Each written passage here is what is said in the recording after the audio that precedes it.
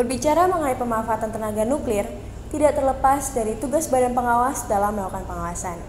Namun demikian, kecelakaan nuklir atau radiasi masih saja kerap terjadi, baik dari faktor bencana alam maupun kesalahan manusia.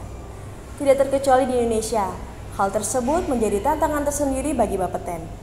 Lalu apa cara pemerintah khususnya Bapeten dalam menyikapi hal tersebut? Semua akan dikupas tuntas di Paten Kupas Bapeten.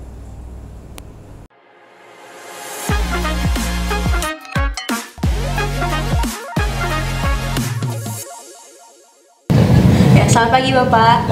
Ya, seperti yang kita tahu kan ada beberapa kasus kecelakaan nuklir di dunia nih Pak, seperti di Chernobyl, di Fukushima, dan ada kemungkinan dampaknya akan dirasakan oleh Indonesia.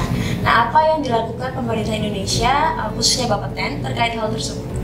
Ya, untuk pemerintah negara Indonesia sudah concern ya terkait dengan penanganan antisipasi terkait dengan bencana yang diakibatkan oleh nuklir atau radiasi.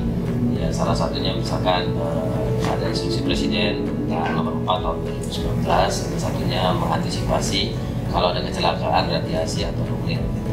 Nah, untuk di Bapeten sendiri, Bapeten sudah mengembangkan program iConcept yang sudah sejak tahun 2013 diselenggarakan, dan itu dia terdiri atas 4 pilar. Jadi ada 4 kegiatan utama, yaitu melakukan koordinasi antar instansi di pemerintah Indonesia, lalu technical support di mana Bapeten bisa dapat membantu suatu fasilitas atau instansi yang mengalami kecelakaan terkait dengan radiasi atau nuklir.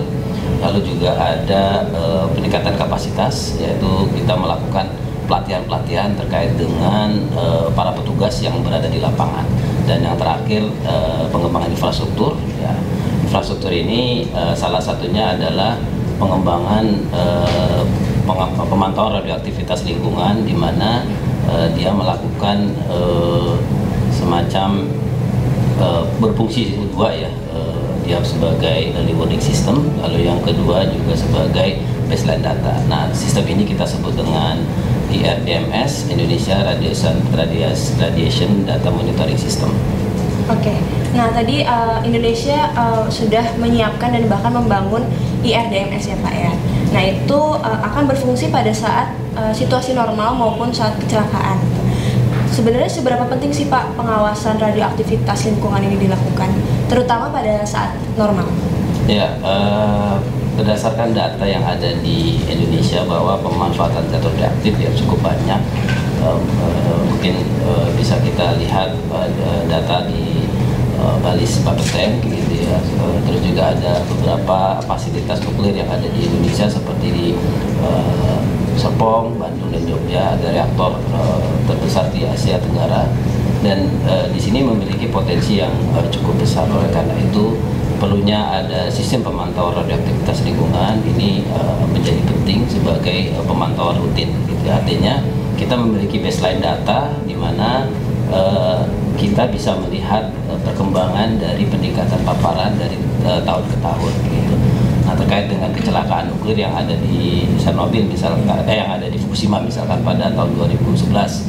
Nah, waktu itu kita belum memiliki sistem tersebut. Lalu Kepala Bapeten waktu itu diminta oleh Presiden, ditanya apakah ada dampak di Indonesia. Nah, karena tidak adanya sistem tersebut, maka kita harus mempersiapkan personil dan peralatan untuk dikirim ke lokasi-lokasi yang terluar di wilayah Indonesia. Tapi ternyata memang itu memerlukan waktu dan juga tidak bisa cepat untuk melakukan tindakan.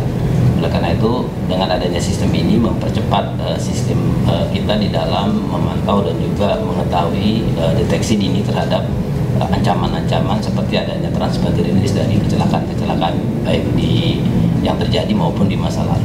Jadi sebenarnya bisa dijelaskan lebih lanjut Pak, IRDMS itu apa dan bagaimana cara?